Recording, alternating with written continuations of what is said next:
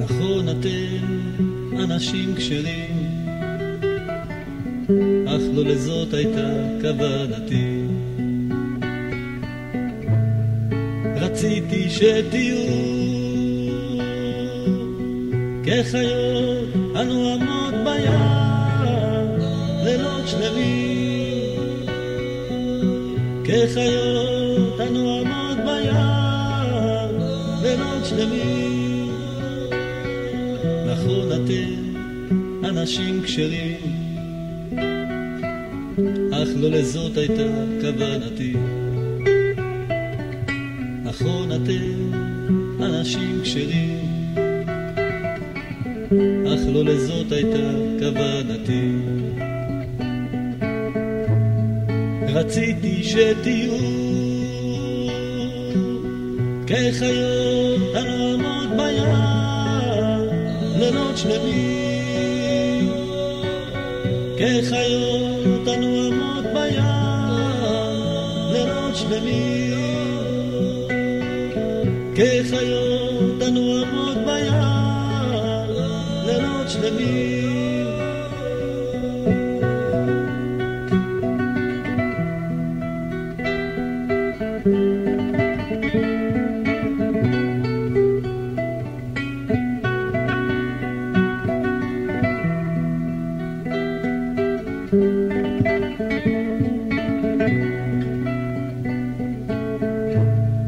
רציתי שתהיו כחיות הנועמות בים לילות שלמים,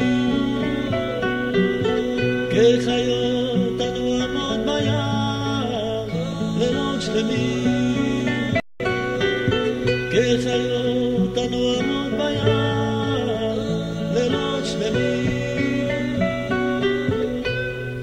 נכון אתם אנשים כשרים, אך לא לזאת הייתה כוונתי. נכון אתם אנשים כשרים, אך לא לזאת הייתה כוונתי. רציתי שתהיו כחיות הנועמות בים לילות שלמים, כחיות הנועמות בים לילות שלמים, כחיות הנועמות בים לילות שלמים, כחיות הנועמות בים לילות שלמים.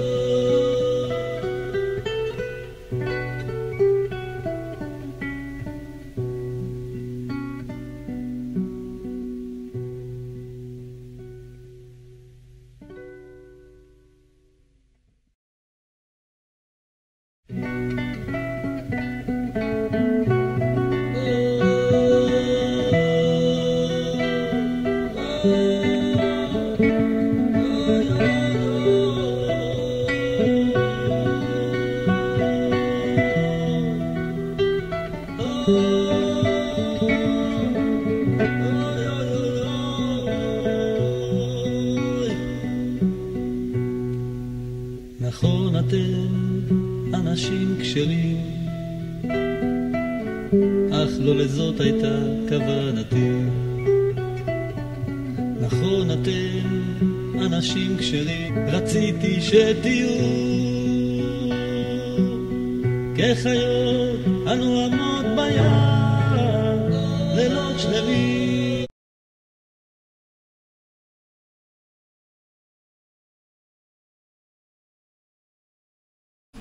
Voilà. Boker Tov, shalom les amis. Boker Tov, Rav. Voilà, content de vous retrouver. On est là, l'équipe. Bezrat Hashem.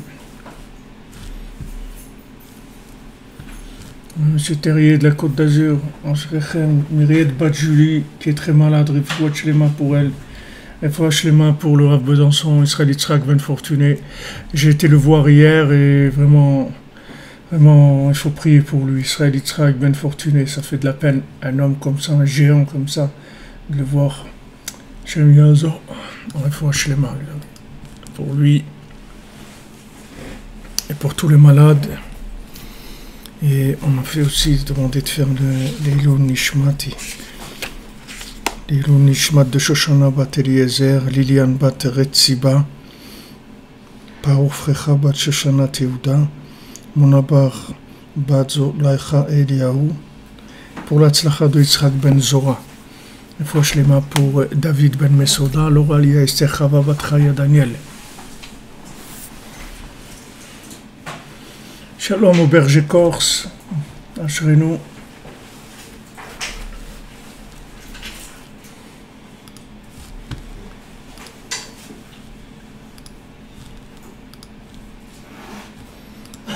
Voilà, les amis, on va démarrer.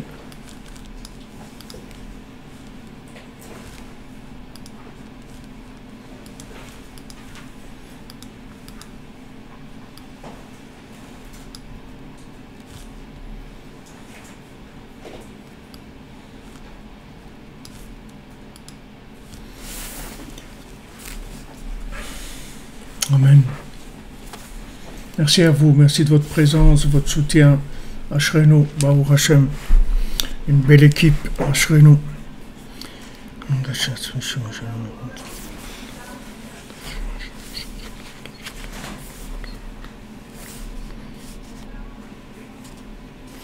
Donc hier, on était arrivé dans la Torah 53 sur les 5 choses qui différencient Hachem de nous, c'est-à-dire de la conscience d'Hachem par rapport à nous. Comment Hachem il fonctionne au point de vue conscience par rapport à nous. Bon, on peut dire dans une foi empirique que Hachem il sait tout, qu'Hachem il est, mais pratiquement il a une façon de savoir les choses qui est pas comme nous. Il sait pas comme nous on sait quelque chose. Nous, on sait quelque chose, on a une façon, le savoir lui-même, il y a une façon de savoir. Hachem, il a une façon de savoir qui n'est pas comme la nôtre. Donc, il y a 5 choses qui le différencient de nous. Alors, la première chose, chez Bemado Echad, Yodea Deot Rabot, Ven Ribouy Bemadao. C'est-à-dire, dans une seule connaissance, il sait tout. C'est-à-dire que l'homme, dans ce monde, il sait des choses avec beaucoup de détails. C'est-à-dire qu'il a des connaissances qui ne sont pas liées. Par exemple, si tu sais quelle heure il est, ça n'a rien à voir avec si tu connais la couleur d'un coquelicot, par exemple. Avec le goût du vin. Voilà, maintenant ces 3 choses-là, elles n'ont rien à voir. C'est des connaissances qui sont Hachem, tout ce qu'il sait, c'est une seule connaissance. Tout. Il n'y a pas de ribouille de connaissances. C'est-à-dire, c'est pas une connaissance qui est au pluriel, c'est-à-dire des connaissances. C'est une seule connaissance, d'accord? Ça, c'est la première chose. Hacheni, Yodea Dvarim Kodem Hamatzam, Afilu Keshen Lahem Havaya Klal. Hachem, il sait des choses avant qu'elles existent, même si elles n'ont aucune existence du tout encore. Même pas au niveau du projet. C'est-à-dire que la chose, elle n'existe pas du tout. Et Hachem, il connaît cette chose-là. Avant qu'elle soit créée, avant qu'elle existe. C'est-à-dire que la chose, il la connaît, mais elle n'existe pas. Nous, on ne peut pas connaître quelque chose qui n'existe pas. Alvaï qu'on connaisse déjà ce qui existe, mais savoir quelque chose qui n'existe pas. Tout ça, vous voyez, c'est des contradictions. C'est-à-dire, tout ça, pour nous, c'est contradictoire. Comment Hachem, il peut savoir, il peut connaître quelque chose qui n'existe pas? Dans notre connaissance, c'est quelque chose qu'on ne peut pas comprendre ça. Donc ça, c'est la deuxième chose. Ashlishi, shemada ou makif dvarim she'en lahem tachlit. Hachem, il a une connaissance qui englobe des choses qui sont illimitées. Dans sa connaissance, il englobe des choses illimitées. par exemple, dans notre système à nous, quand Yaakov il rencontre Esav, il voit qu'il y a 400 hommes avec lui. Alors, quand Yaakov il voit 400 hommes, il compte pas. Il voit 400. C'est-à-dire, quand il pouvait voir 400. Comme toi, si on te met sur une table 2 pommes, tu vas voir 2. Si on te met 3, tu vas voir 3. Si on te met 4, 5. Après, disons, au bout de 8, 10, 15, 20, ça y est, à peu près. Mais tu peux pas voir. Tu n'as pas une vision de 20 ou 30 d'un coup, ou 50. Yaakov, il voyait 400. Il voyait qu'il y avait 400. Il y a aussi le Rav, comment il s'appelle, le Rav à Cohen, là, le Rav de Lublin, là, pas le José de Lublin, et le Rav de Lublin qui a écrit Pérouche sur Sefer Amidot aussi. Il y avait un Rav aussi comme ça, quand il voyait, par exemple, il voyait un arbre, il te dit dans cet arbre, il y a 450 feuilles, par exemple. Mais quand il était enfant, déjà, il était comme ça. C'est pas José, j'ai oublié le prénom. Alors, quand il était enfant, il s'amusait, il disait aux enfants, tu vois, dans cet arbre-là, il y a 463 feuilles. Alors, il disait, moi aussi, je peux dire. Il dit, non, regarde, vous allez enlever des feuilles, ce que vous voulez, la quantité que vous voulez, et après, je vais revenir, je vais vous dire combien de... Alors, ils ont fait comme ça, ils ont enlevé des feuilles, il est revenu, il leur a dit le chiffre exact. Parce qu'ils voyaient, quand ils voyaient... Voilà, Rabbi Tzadok, Rabbi Tzadok à Cohen Milublin. Donc, Hachem, il peut voir, il peut avoir la connaissance de choses qui n'ont aucune limite qui sont infinies. Mais comment, si c'est infini, il peut connaître? Alors, il connaît une chose qui est infinie. Il connaît une chose qui est infinie. Par exemple, il va te dire combien il y a de grains de sable sur la terre. C'est pas infini, puisque c'est des milliards de, je sais pas, mais c'est un chiffre. Mais imagine-toi quelque chose d'infini. Et Hachem, il connaît l'infini. Il connaît des choses qui sont infinies. Donc ça, c'est quelque chose aussi qui dépasse notre entendement. Oui, exactement, M. Bondiardi. Vous voyez, avec son cœur, tout à fait.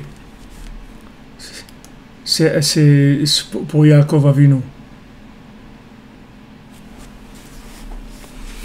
Alors, la quatrième chose, chez En Shinui Bidiato, la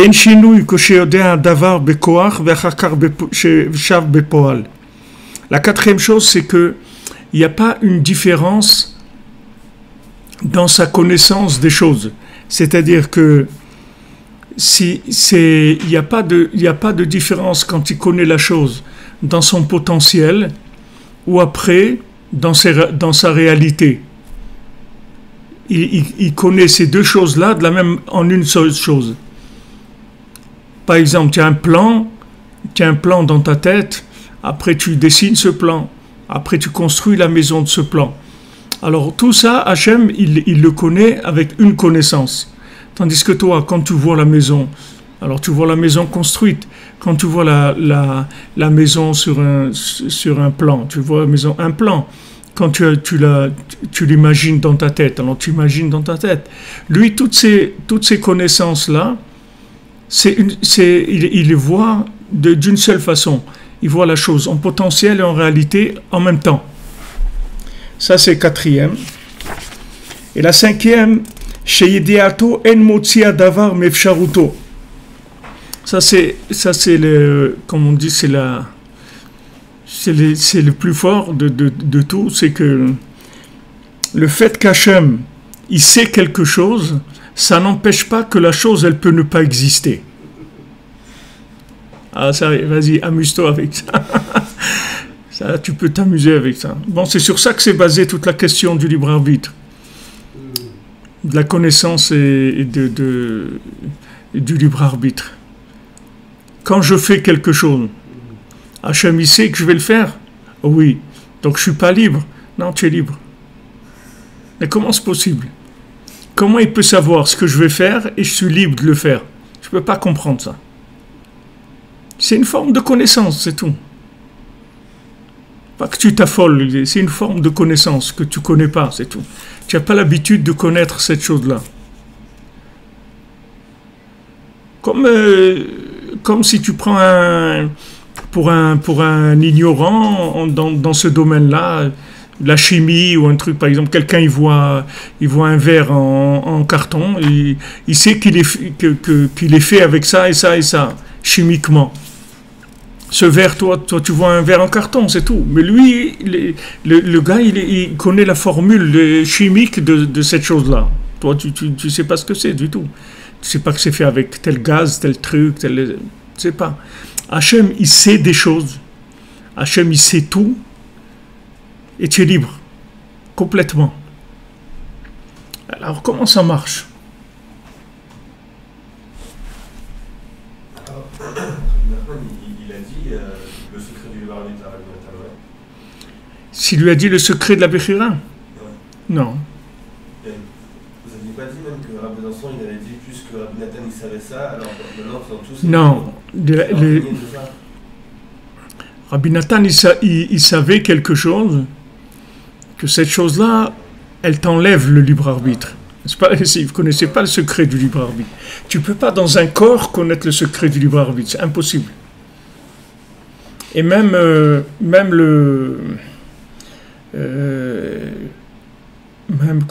qu'est-ce que j'ai vu sur ça?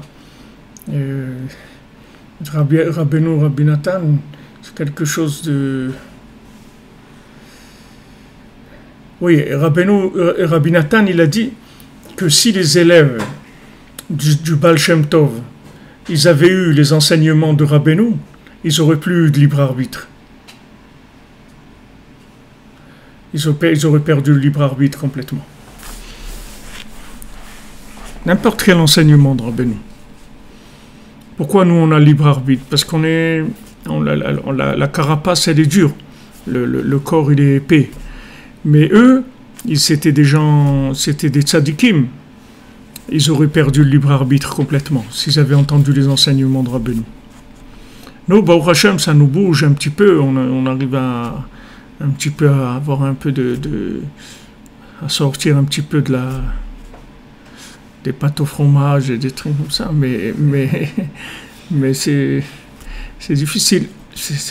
Pour nous, c'est difficile. Mais l'enseignement lui-même, il contient toutes les énergies possibles et supportables par l'homme dans ce monde. Tout. L'enseignement, il n'a aucun problème. Le problème, c'est la émouna dans l'enseignement, la émouna dans le tzaddik. La émouna dans le tzaddik, c'est ça qui fait que tu peux capter ces enseignements-là. Peut capter l'enseignement et qui t'enlève le libre arbitre. Qui t'enlève le libre arbitre, c'est-à-dire que tu n'as plus le choix de faire des choses pas bien, de faire des choses qui sont contre la volonté d'Hachem. Tu vas faire que ce qui est la volonté d'Hachem. C'est tout. Ça va être naturel chez toi. Il n'y aura aucune tendance à aller vers du mal. Normalement, l'individu, il est conçu comme ça. L'individu est conçu pour avoir aucune tendance de lui-même vers le mal. Il y a des attractions, il y a des distractions, il y a des tentations. Mais lui, l'homme, il n'est pas fait pour ça. Il y a pas... C'est comme il y a des gens, quand ils sont sur un pont et tout, ils ont une tentation de sauter. Ils ont envie de sauter du pont. Il y a des gens, ils ont peur. Il y a des gens, ils n'y pensent pas du tout, c'est rien du tout dans leur vie, pas sur le pont, c'est tout, ils n'ont pas du tout de... Alors imagine-toi que tu peux avoir une telle sensation d'Hachem que le mal ne t'intéresse plus du tout, c'est-à-dire que tu n'as pas du tout de choix à faire pour faire un effort, il n'y a pas d'effort à faire. Tu arrives à une date, comme on parle ici du Da'at, tu arrives à une conscience tellement développée que c'est fini. Ça te dit rien du tout. Tu prends un petit enfant, par exemple, il aime jouer avec des allumettes ou des trucs et tout. Non, un adulte, il ne va pas jouer avec des allumettes. Il va jouer avec d'autres choses, peut-être plus dangereuses que ça. Mais pas des allumettes, parce qu'il sait que ça brûle, que c'est des trucs, il va pas le faire. Alors, il y a des choses qui sont acquises dans ton da'at, dans ta conscience, et qui font qu'elles sont réglées, tu n'as plus de choix dans ces choses-là. Alors, les enseignements de Rabbeinu, ils enlèvent, ils ont assez de possibilités de transmettre de la conscience de manière à t'enlever complètement le libre arbitre. Tu fais juste que optimiser, positiver, prendre que du bien, c'est tout. Le reste, ça t'intéresse pas du tout. Même quand la chose, elle vient déguisée en bien, tu t'en rends compte. Tu t'en rends compte. Comme quelqu'un qui est déguisé en mammouth ou un truc, et tu vois qu'il a des chaussures ou un truc comme ça. Non, tu t'inquiètes pas. Tu vois qu'il est déguisé. Là, c'est la même chose aussi. Même quand le Yetzirah, il vient déguisé en bien, tu t'en rends compte aussi. C'est un grand niveau.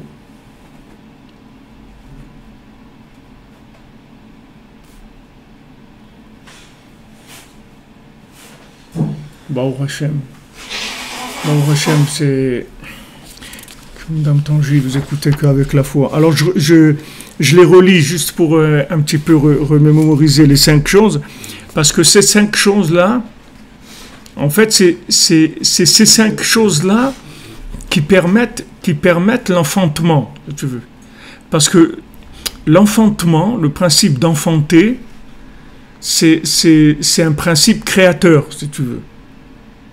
C'est pas quelque chose de naturel d'enfanter. D'enfanter, c'est pas naturel. Un enfant qui naît, c'est pas comme une pomme qui pousse d'un arbre. C'est pas la même chose.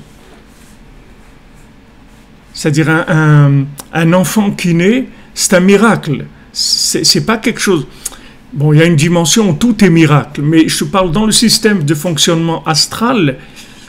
La naissance d'un enfant, c'est pas quelque chose de naturel.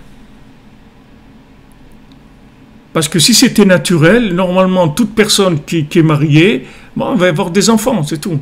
Tant qu'elle décide d'en avoir. Quand elle décide de plus en avoir, elle n'en aura plus. Alors 1, 2, 3, 4, 5, bon, elle décide de plus avoir, ils n'en ont plus. Mais ils peuvent avoir des enfants. Mais c'est pas vrai. Il y a beaucoup de gens qui sont mariés depuis des années, et ils n'ont pas d'enfants. Pourquoi ? Alors des fois ils cherchent, ils font des analyses, des trucs, ils disent non, tout marche bien, pas de problème. Alors pourquoi ça marche pas ? Parce que c'est un miracle d'avoir des enfants. C'est pas un système qui est maîtrisé. C'est pas un système. Même les trucs, les bébés éprouvettes et tout, c'est pas toujours que ça marche. C'est pas toujours. Il y a des gens, ils n'ont pas d'enfants, et ils ont fait ça, comment ils appellent ça, insémination artificielle et tout, ça marche pas. C'est pas toujours que ça marche. Parce que le principe de l'enfantement, c'est un miracle. Et comment ça fonctionne ? Ça fonctionne quand tu arrives à la conscience le maximum de ce qu'un homme il peut être conscient, et que tu t'approches de ces 5 choses-là, où tu vois que tu es limité, puisque tu ne peux pas avoir ces cinq consciences d'Hachem, et à ce moment-là, tu enfantes. À ce moment-là, tu peux enfanter. C'est de là où vient le He. He lachem zara. Ce He-là, c'est-à-dire ces 5 connaissances d'Hachem, ces 5 façons de savoir d'Hachem qu'on n'a pas, c'est elle qui amène le miracle de l'enfantement dans le monde. Alors, il y a une ségoula, il y a un truc de... Comment on dit une ségoula ? Vous ne savez pas parler français, vous aussi ? Non, une ségoula, c'est d'une... Attends, il y a quelqu'un qui va nous dire. Une ségoula. Ok, une ségoula. De mettre un hé en argent. Un hé ici en Israël, ils vendent ça. Un hé en argent. Un hé en argent, on dit que ça aide pour avoir des enfants. Non, non, non, Ségoula, c'est pas une combine. Ségoula, oui. Mais sûr qu'il y a. Non, non, c'est pas une combine, Maxime. Toi, tu es comme... non, non, c'est pas une combine, Ségoula. Ségoula, c'est une... On dit une propriété, c'est pas... Ségoula, ok. Un Ségoula. Non, non, c'est pas une combine, les amis. Combine, ça vient d'association d'éléments existants. Ségoula, c'est quelque chose qui n'est pas logique du tout. Ce goût-là, ouais, il a ce goût-là, ouais. Ouais. Au moins, vous faites rigoler, maman, c'est déjà pas mal. Acclimatation, adaptation, non. Propriété, oui, il y en a qui disent, oui, ce que je vous dis, propriété, bon, mais donc je me rends compte que, ah voilà, quelque chose qui est propice, voilà. Ouais, bon. Ok, alors on continue, on va arrêter l'émission de devinette et on continue. Alors on a dit la première, c'est qu'Hachem, il sait en une seule chose toutes les connaissances, il les connaît en une seule chose. La deuxième, c'est qu'il connaît des choses avant qu'elles existent, avant qu'elles aient aucune existence. Troisièmement, c'est que sa connaissance, elle englobe des choses qui n'ont pas de limite. Quatrième chose, c'est que qu'ils connaissent la chose en potentiel ou en réalité, c'est la même chose. C'est-à-dire qu'il connaît la chose, qu'elle soit en potentiel ou en réalité, c'est la même connaissance qu'il a. Et la cinquième, c'est que le fait qu'il sait quelque chose, ça n'empêche pas que la chose, elle peut ne pas exister. Il peut savoir quelque chose qui n'existera jamais, et qui n'a jamais existé, et qui n'existera jamais. Et lui, il connaît cette chose-là. Voilà, ça c'est notre... Alors, pour le Inyan, par exemple,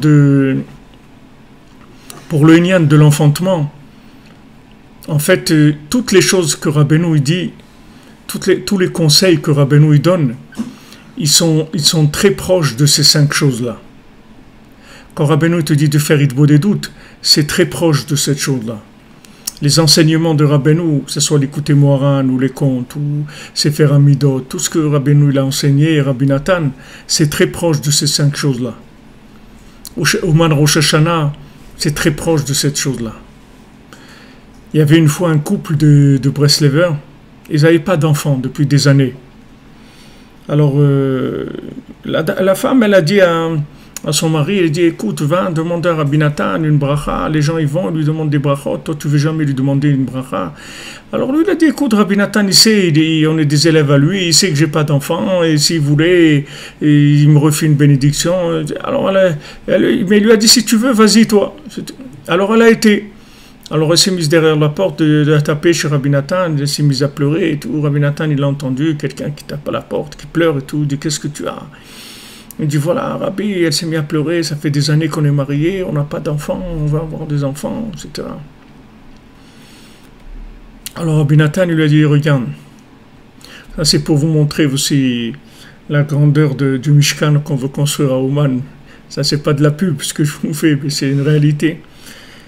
Il lui dit, regarde, prends sur toi que vous allez recevoir 10 invités à Ouman pour Rosh Hashanah. Quand il y a à Rosh Hashanah, vous prenez 10, vous allez leur donner à manger à 10 personnes. Et je ne dis pas de leur donner à manger du poisson et de la viande, juste leur donner à manger du pain et quelques trucs comme ça avec le pain. Et avec ça, Bezrat Hashem, vous allez avoir des enfants. Alors elle a été dire à son mari il a dit, tu dis à Rabbi Nathan qu'on va leur donner aussi de la viande et du poisson.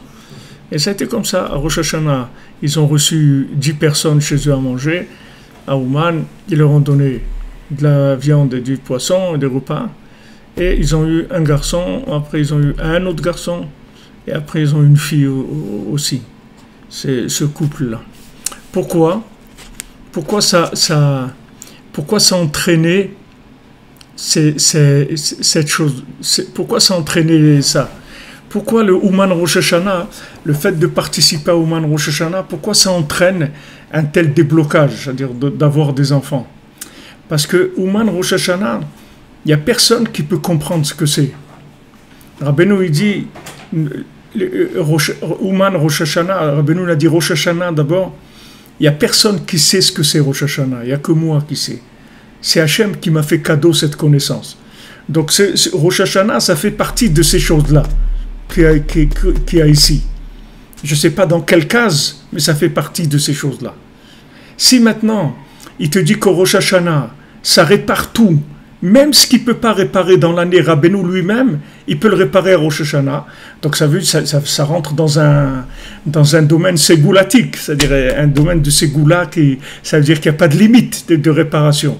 Puisque Rabbeinu il te dit, viens chez moi, fais Tikkun HaKlali, je te répare. Le Tikkun HaKlali, c'est la même chose.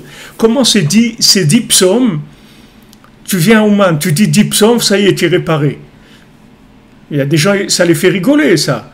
Ils disent quoi? Ça y est, tu vas au man, surtout des billets maintenant, comme on a eu notre ami Raphaël à Paris, il a déjà acheté son billet pour Rosh Hashanah, il l'a acheté au mois d'octobre, il a payé 90 € aller-retour. Donc pour 100 €, tu vas, tu reviens, tu dis un Tikkun HaKlali, 7 minutes, 10 minutes, et voilà, tu as ton passeport pour le paradis. Tout à fait.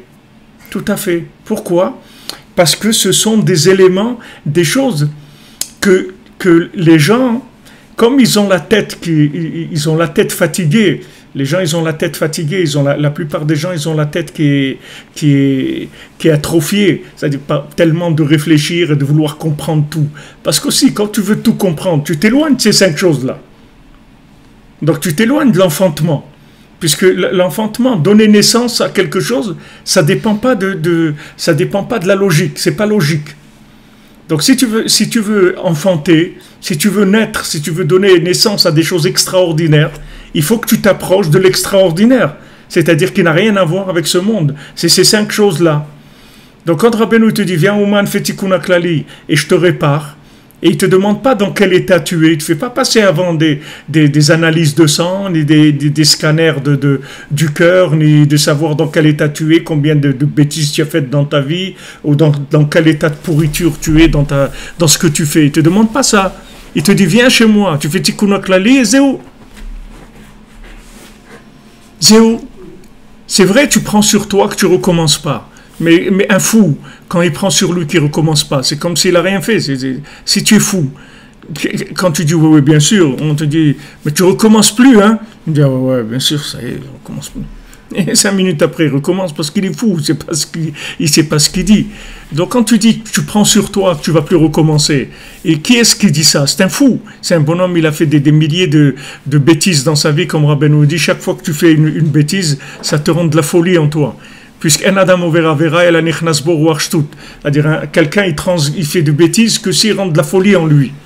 Donc chaque fois, le Harizal il dit, chaque fois que tu fais une bêtise, chaque fois que tu te transgresses quelque chose, ça te rend de la folie en toi. Après tu es fou. Si tu as fait 100, 200, 1000, 10 000, alors tu es fou.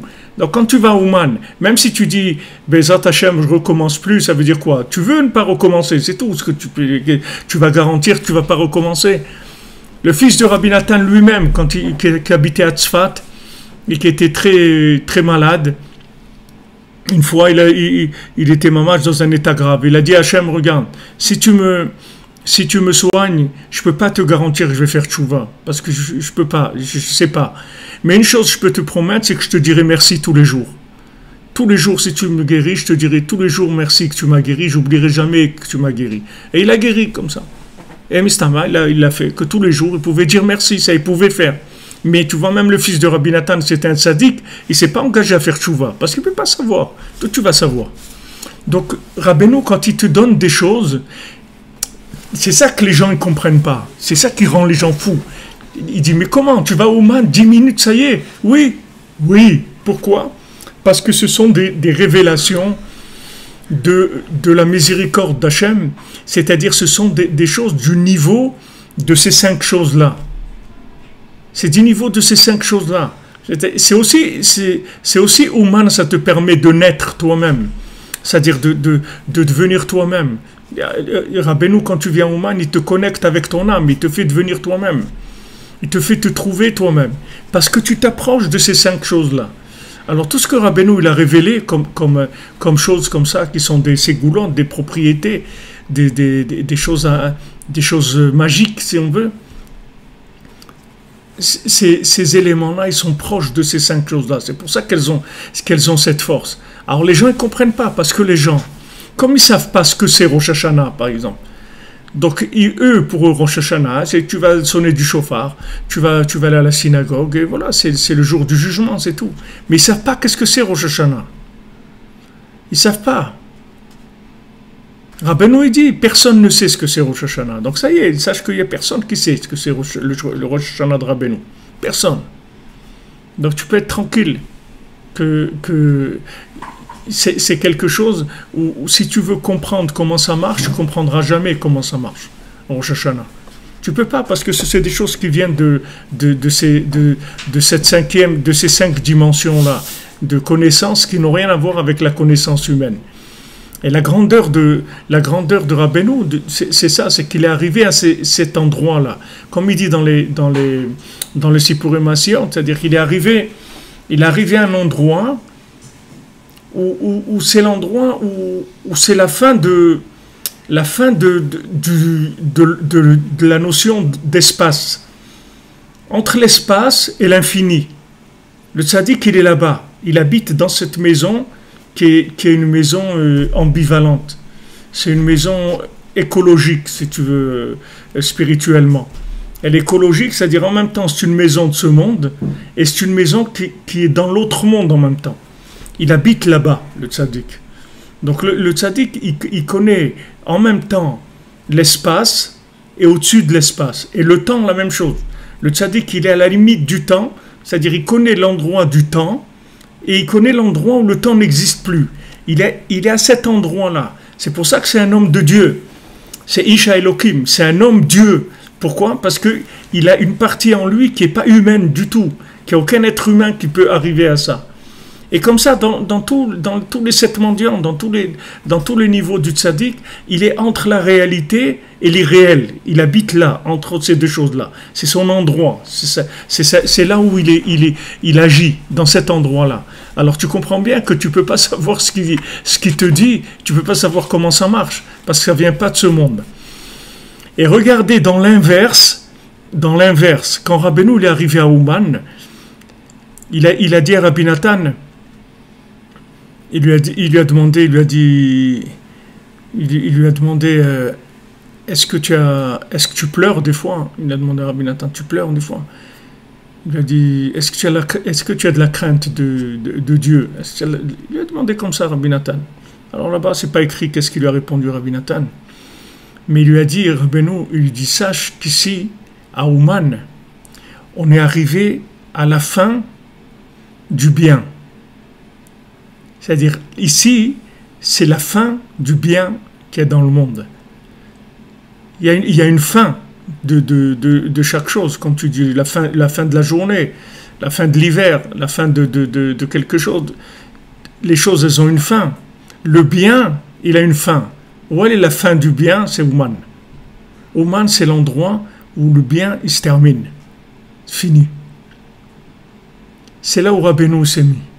C'est-à-dire, l'homme qui est arrivé au niveau le plus élevé dans la connaissance humaine, jusqu'à arriver à une connaissance qui est une non-connaissance, puisqu'il est arrivé à la limite entre la connaissance humaine et la connaissance divine, cet homme-là, il a décidé de s'installer dans l'endroit où le bien se termine. Et là-bas, il commence à mitrailler le mal. De cet endroit-là, il commence à éliminer le mal. Il élimine chaque jour, chaque seconde. Chaque personne qui vient là-bas, chaque personne qui voyage. Les gens qui habitent là-bas maintenant, bon, Hachem, il y a des centaines de Tikkun HaKlali qui se font là-bas tous les jours. Tous les jours. Il y a l'école, les enfants là-bas, ils font le Tikkun HaKlali tous les jours. Tous ces petits-enfants-là qui sont purs et tout, ils font le Tikkun HaKlali tous les jours. C'est devenu une usine de production d'armes atomiques extraordinaires. C'est-à-dire ça produit du bien dans une quantité industrielle, alors que ça n'existait pas. Nous, quand on allait au Ouman il y a 40 ans, avec le Rav Besançon, chez Rier, quand tu arrivais à Ouman, on arrivait des fois la nuit, on se couchait là-bas sur la dalle là, du Tzion, par terre, et avec une pile, et on disait le Tikkun HaKlali, et quand on arrivait à le dire sans que la police elle nous attrape, On était heureux et on partait. Waouh, on a passé 10 minutes à Ouman. Ça y est, on avait notre passeport pour l'infini, comme le livre qu'il avait écrit, le Rav Besançon, Visa pour l'espoir, il avait écrit sur Ouman. C'est-à-dire, c'est ton passeport pour l'infini, ton passeport pour la réparation. C'était merveilleux pour nous. Aujourd'hui, c'est pas... Les gens, ils vont, ils reviennent dans la journée. Ils reviennent dans les jours même. Des gens, ils voyagent à 5 heures du matin, ils vont à Ouman.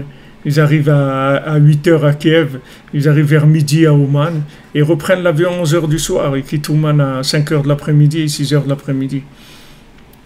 Ils passent quelques heures à Ouman et reviennent. Comme ça, quand ils veulent, des gens, ils ils prennent le billet. Il y en a même qui prennent à l'aéroport. Ils vont à l'aéroport, là-bas, ils prennent le billet, ils vont et ils reviennent. Et il y a des gens qui habitent là-bas. Il y a une communauté, il y a des gens, il y a des familles, des enfants, des gens qui vivent là-bas. C'est devenu une industrie de production de ces médicaments-là tellement précieux pour le monde. Donc si Rabbeinu dit que chaque fois qu'on va à Ouman, alors on fait avancer la réparation du monde. Alors maintenant que ça se fait de façon industrialisée, comme ça, tellement de gens qui vont, c'est sûr que la réparation, elle avance énormément. C'est sûr que donc Rabbeinu, il va dans cet endroit. Donc cet endroit-là, c'est la fin du bien. Et tout. Là-bas, ça se termine. C'est la terminus du bien. Il y a le terminus de la vie. Quelqu'un, il arrive, il a fini, c'est tout, il s'en va. Il y a le terminus de tout. Voilà, il y a le terminus du bien, il est là-bas. Et c'est là où s'est mis Rabbeinu. Il s'est mis dans le terminus du bien pour réparer tout le mal du monde. Parce que Rabbeinu, il est dans le terminus du bien, mais lui, il est dans le bien le plus élevé, tellement bien qu'on ne peut même plus l'appeler bien, parce que ça va dans l'infini. Le bien, tu appelles bien par rapport au mal.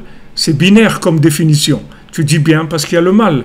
Mais tu arrives dans un endroit où tu peux même pas dire le mot bien parce que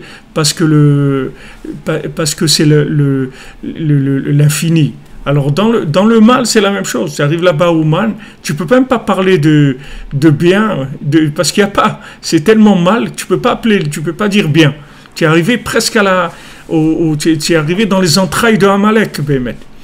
Tu es dans les entrailles de Amalek, dans l'intérieur, l'essence même de Amalek. Et c'est là-bas où le tzaddik s'installe. C'est là-bas où il s'installe. Et donc de là-bas, il peut réparer tout le monde. Parce qu'il a le remède à ça. Il a le remède universel, le remède général pour toute l'humanité. Donc il se place là-bas, à cet endroit-là. Il va attirer tous les gens malades. Et voilà, un après l'autre, ils vont venir, ils vont recevoir leur refoua, leurs médicaments.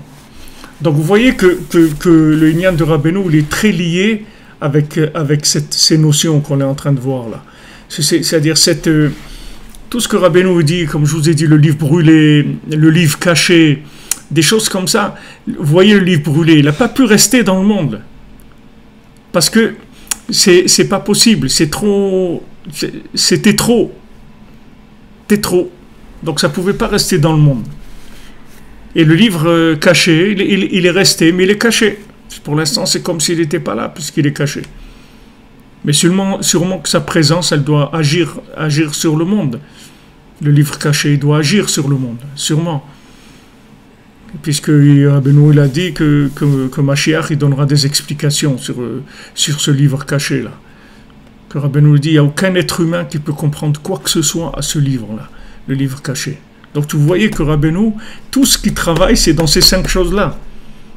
Pourquoi il te dit tu ne peux pas comprendre? Parce que ça vient de là, c'est tout. De l'écouter Moharan, tu crois que tu comprends, mais tu ne peux pas comprendre. Ce que Rabbeinu l'a voulu dire, comme il a voulu le dire, tu ne peux pas comprendre. Mais comme c'est dans des lettres, alors la même chose que tu peux lire des mots sans les comprendre, tu peux comprendre des notions sans les comprendre. Tu comprends la notion que tu comprends, mais tu ne comprends pas ce que lui, il a voulu te dire. Ce qu'il a voulu lui te dire, c'est très très élevé. Dans les contes, n'en parlons pas. Il te dit des choses, ça a l'air des contes et tout, mais c'est les plus grands secrets de la Torah. C'est la racine de la Torah. Vous voyez que Rabbeinu n'utilise que des médicaments hyper forts, très très forts dans leur force de guérir. Ils sont extrêmement forts. Alors ne viens pas avec de la compréhension, ne commence pas à poser des questions parce que vraiment tu es à côté si tu commences à poser des questions, alors ça veut dire que des questions, je parle de logique, de comment ça marche, vraiment c'est pas là qu'il faut venir, va ailleurs, parce que là il n'y a pas de comment ça marche. Tu prends, tu fais et c'est tout, et merci mon Dieu, c'est tout. Tu ne commences pas à dire comment ça marche. Comment ça marche que je fais Hitbo des doutes tous les jours et tout ce que j'ai fait c'est réparé? Comment ça marche? Il n'y a pas de comment ça marche, tu le fais c'est tout, il n'y a pas comment ça marche. Comment si je me lève à Khatzot, je répare le monde, et je rachète tout le monde, et j'arrive au Sechel à Kolel, à l'esprit qui inclut toutes les connaissances du monde. Et comment j'arrive? Il n'y a pas de comment, il n'y a pas de pourquoi. Tu veux, tu fais. Tu veux pas, tu fais pas, c'est tout. Tu y crois, tu le fais. Tu y crois pas, tu le fais pas, c'est tout. Il n'y a pas de truc. On va pas t'expliquer comment ça marche. Tu comprends bien qu'on peut pas t'expliquer comment ça marche. Si tu pourrais comprendre comment ça marche, tu serais irréparable. Tu comprends? Avec ces choses-là. Elle pourrait pas te réparer si tu pouvais comprendre comment elle marche. Impossible. Donc justement, c'est tout ce que tu comprends pas, c'est les seules choses qui peuvent te réparer. Il n'y a rien que tu comprends qui peut te réparer. Du moment où tu le comprends, ça y est, tu l'as rentré dans ta marmite et il est terminé le truc. Mais les choses que tu comprends pas et que tu vas t'engager, tu vas les faire, tu vas les aimer, etc., ces choses-là, elles vont te réparer. Donc toute la notion de tikkun de Rabbeinu, toute la notion de réparation, elle vient de ces aimants-là.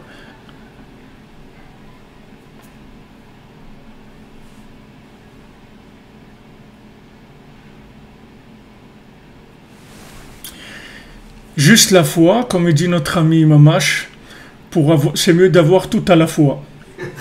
Tu avez raison. Ah ben, vous nous faites rire, hein, monsieur Mamash, vous avez raison. Si, non, monsieur Pintrel, vous dites on ne peut pas comprendre pourquoi on n'a pas besoin de comprendre.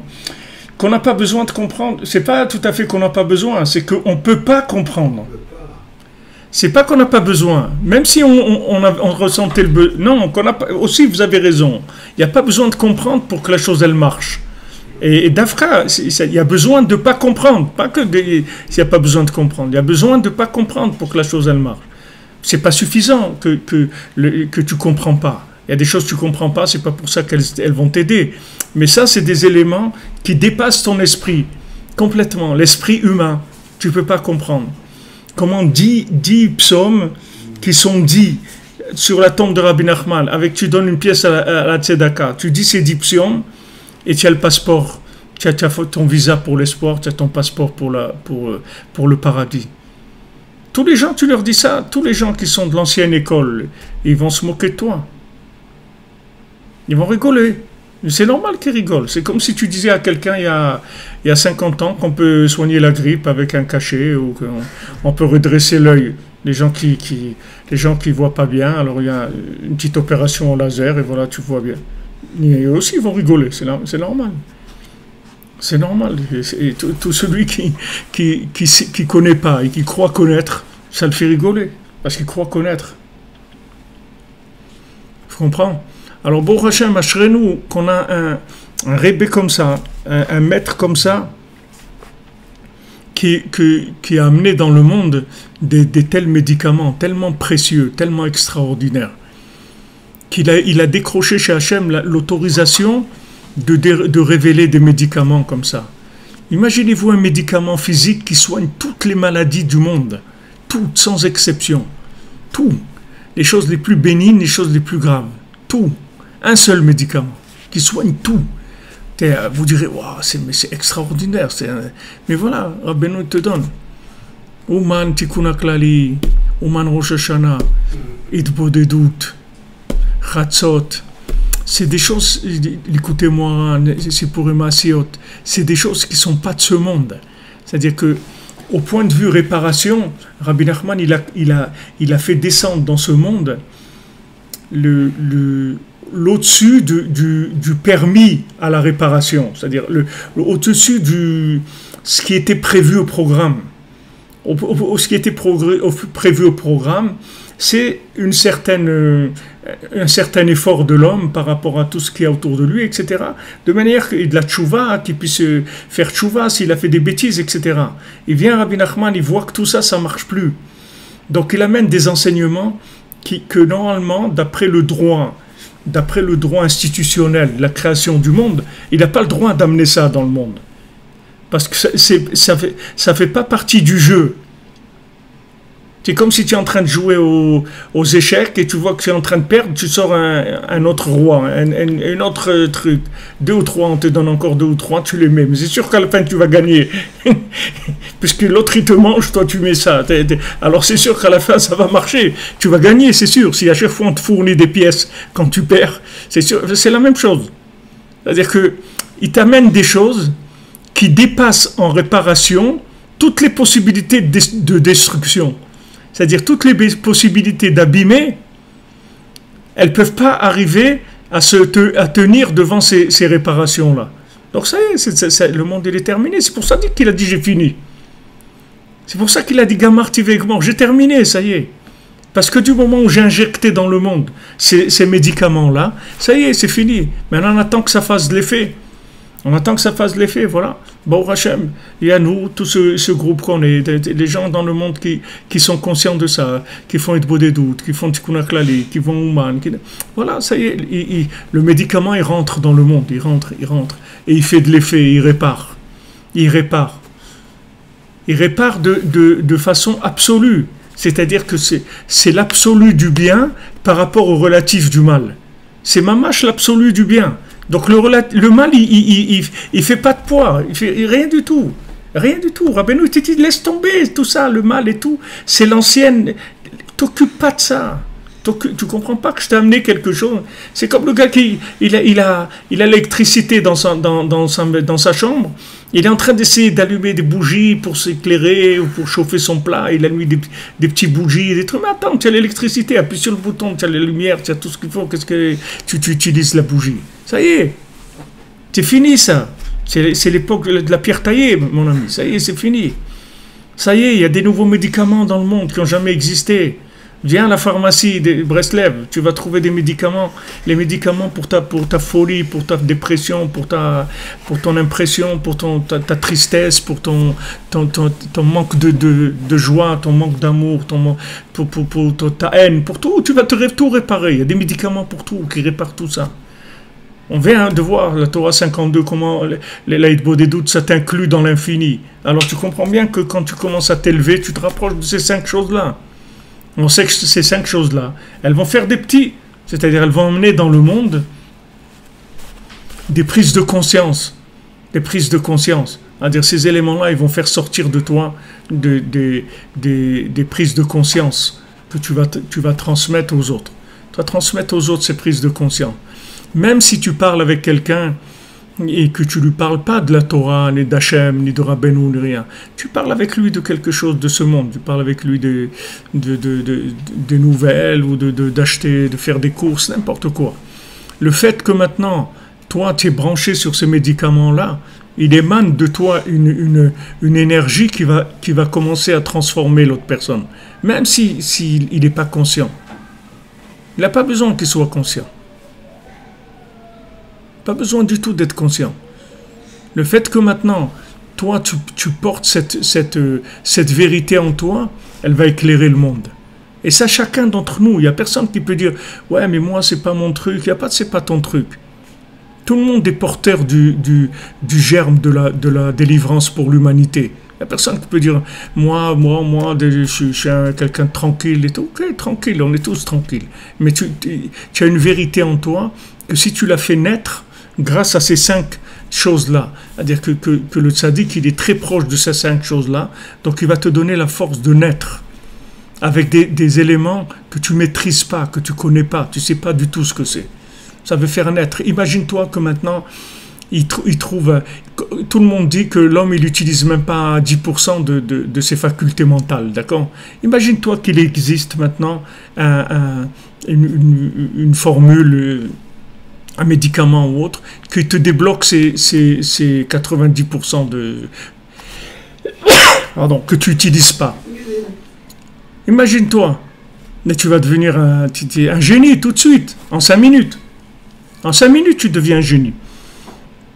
D'ailleurs, ils vendent des trucs comme ça. Ils disent, je ne sais pas qu'est-ce que ça vaut. Apparemment, ça ne doit pas valoir grand-chose, sinon ça aurait été inondé le monde déjà. tout le monde est d'accord, ouais, l'homme n'utilise que 10% de ses facultés mentales. Ok, merci beaucoup pour le renseignement. Comment on fait pour utiliser les 90 autres? Alors vas-y, sors-moi quelque chose. Si tu me sors quelque chose, je serai très heureux. Donc tu vas devenir quelqu'un d'autre complètement. Tu seras plus le même. Alors Rabbeinu, il a amené dans le monde une force de réparation qui va te changer. Le problème, c'est qu'on reste, on reste des vieux, c'est-à-dire on reste attaché à des vieilleries, des vieux concepts. C'est ça qui nous bloque.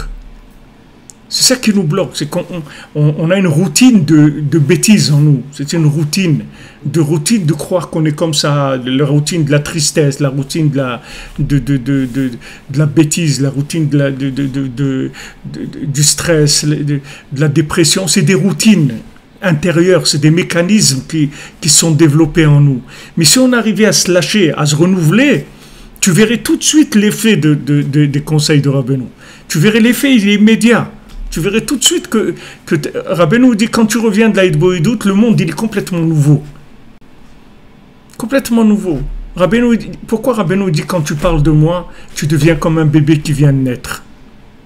Pourquoi il dit ça? Pourquoi il a pris cet exemple? Pourquoi il dit une chose comme ça, il dit pas une autre, tu deviens comme un ange, ou tu deviens comme un parfum, ou tu deviens... Pourquoi il dit, tu deviens comme un bébé qui vient de naître? Parce que quand tu parles de Rabbeinu, tu rentres dans ces 5 choses-là, tu t'approches de ces 5 choses-là. Et ces 5 choses-là, elles vont te faire naître. Elles vont te faire renaître. Qu'est-ce que ça veut dire renaître? Ça veut dire se débarrasser de toutes les mauvaises habitudes, les mauvaises compréhensions, tout ce qui a été stocké dans ta mémoire vive. Tout ça, il faut l'effacer. Il faut effacer ce que tu as dans les mémoires vives.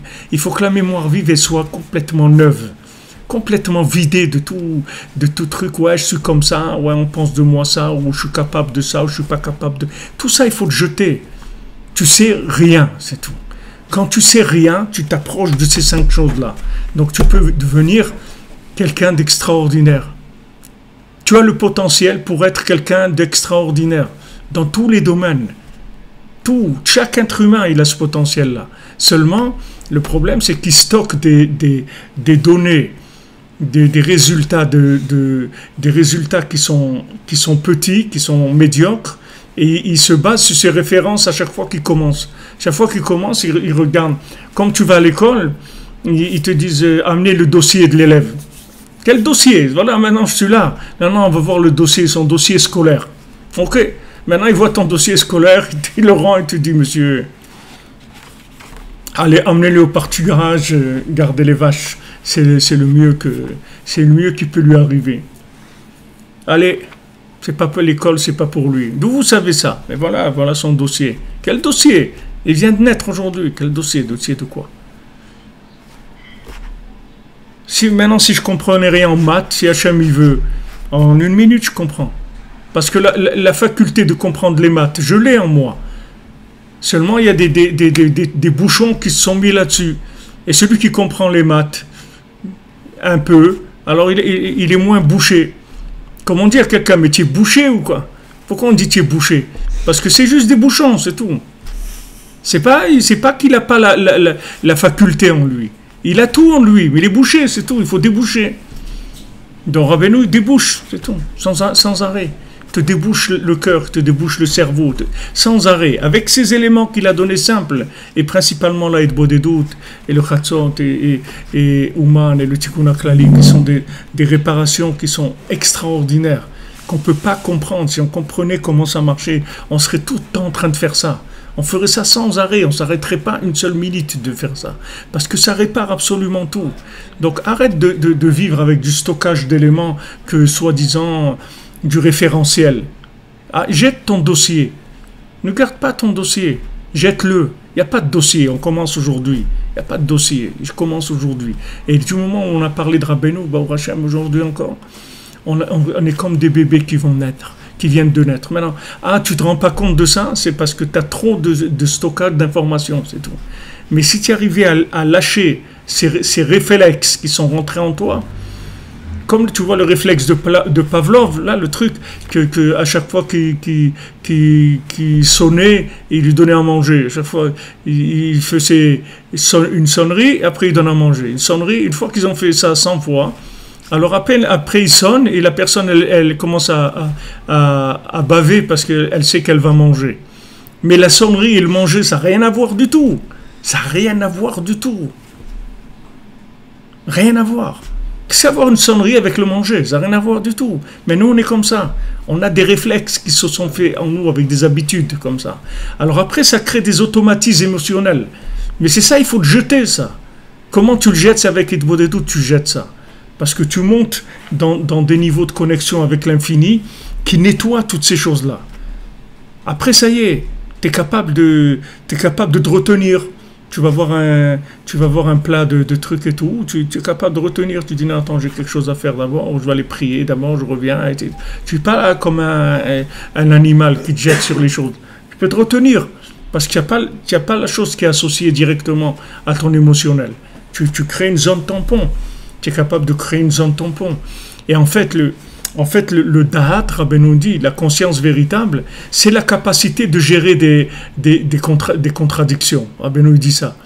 Avec le Da'at, tu gères la contradiction. Ça veut dire que tu t'approches de ces 5 choses-là, où tu peux gérer le contradictoire. C'est-à-dire que tu peux gérer le fini avec l'infini, le compréhensible avec l'incompréhensible. Tu peux gérer des contradictions en toi, dans les autres, dans le monde. Tu peux gérer de la contradiction. Tu n'as pas un problème pour gérer 2 choses qui sont contraires. Le Da'at, plus le Da'at est grand, Rabbeinu dit le Da'at, il mechaber des fachim. Le Da'at, il fait rejoindre des opposés. Il fait rejoindre des opposés. Tous les ivugim, tous les gens qui se marient, c'est par le Da'at qu'ils se rencontrent. Parce qu'un homme et une femme, c'est opposé. Comment ils peuvent se rencontrer? Parce qu'il y a une 3e dimension qui les lie les deux. C'est de ça que vient leur rencontre et leur union. Alors, Bezrat Hashem, demain, on continuera, on va sûrement finir. Et parce que là, on a fini, d'après ce que Rabbeinu l'a écrit, on a fini la Torah. C'est une petite Torah.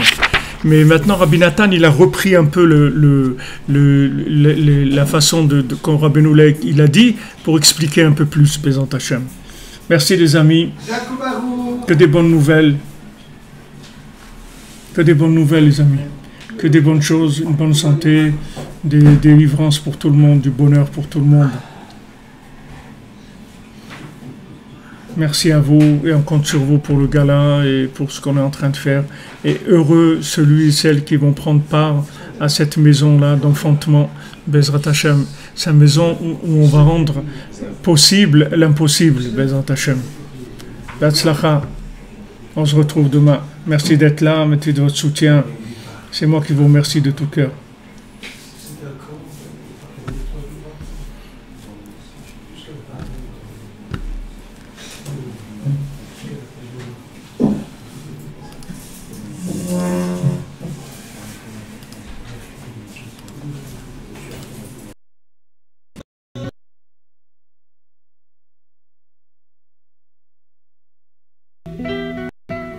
אך לא לזאת הייתה כוונתי.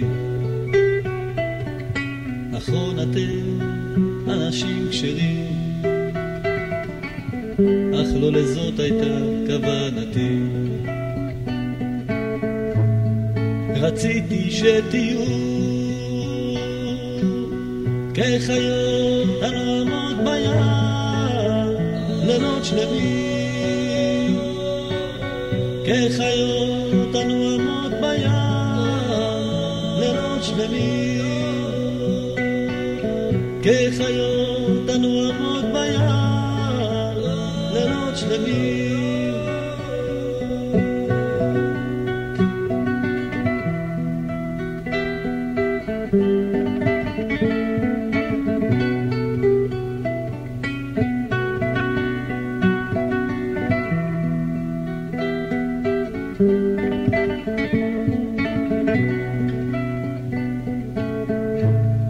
רציתי שתהיו כחיות הנועמות בים לילות שלמים, כחיות הנועמות